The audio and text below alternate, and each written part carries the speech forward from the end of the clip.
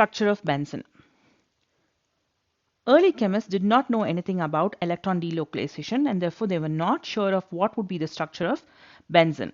All they knew is benzene had a molecular formula of C6H6 and it is an unusually stable compound.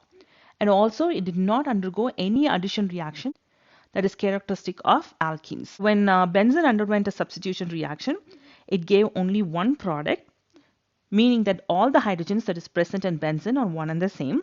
And this monosubstituted benzene, when it was subjected to a second substitution reaction, it gave three products.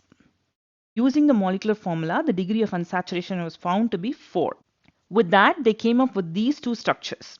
One is a diene, so this is a diene, and the other one is a cyclic compound where you can see that there is alternate double and single bonds. But when these two compounds would be subjected to two successive substitution reaction, this diene would give two products, whereas the cyclic structure with alternate double and single bonds would give 4 products, out of which there are two 1,2 disubstituted products and one 1,4 disubstituted product and then one 1,3 disubstituted product.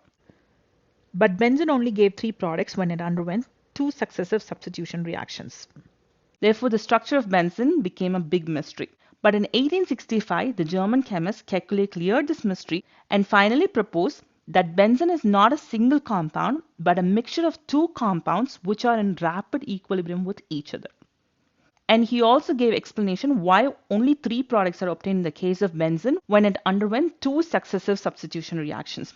The two 1,2 disubstituted products obtained would rapidly interconvert, because of which they are not distinguished or separated.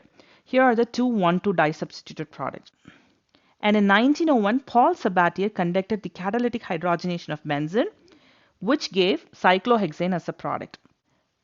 With this reaction, the structure of benzene was confirmed to have a 6-membered ring structure. Only in the late 1930s, after the discovery of new techniques such as X-ray and electron diffraction, benzene structure was confirmed. We now know that benzene is a planar molecule and all of these 6 carbon-carbon bonds are exactly of the same length, with bond length between a double bond and a single bond. So benzene does not have alternate double and single bonds. Instead, all of the pi electrons are going to get delocalized onto the ring structure. But benzene's resonance contributors can be represented using alternate double and single bonds in their structure. In benzene, all of the carbons are sp2 hybridized with a bond angle of 120 degree. And all of these carbons are going to lie in the same plane, which is going to make the benzene molecule a planar molecule. All of these 6 p orbitals lie parallel to each other, because of which they are able to overlap with the p orbital of the adjacent atoms, so the electrons can get delocalized around the ring structure.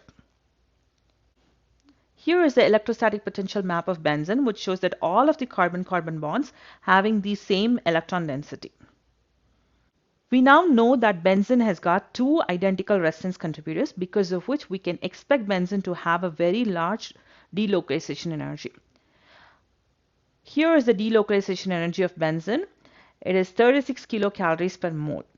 This is comparatively higher than what we would get for a compound with 2 identical resonance contributors, because of which we can definitely call benzene to be an aromatic compound because it is extremely stable.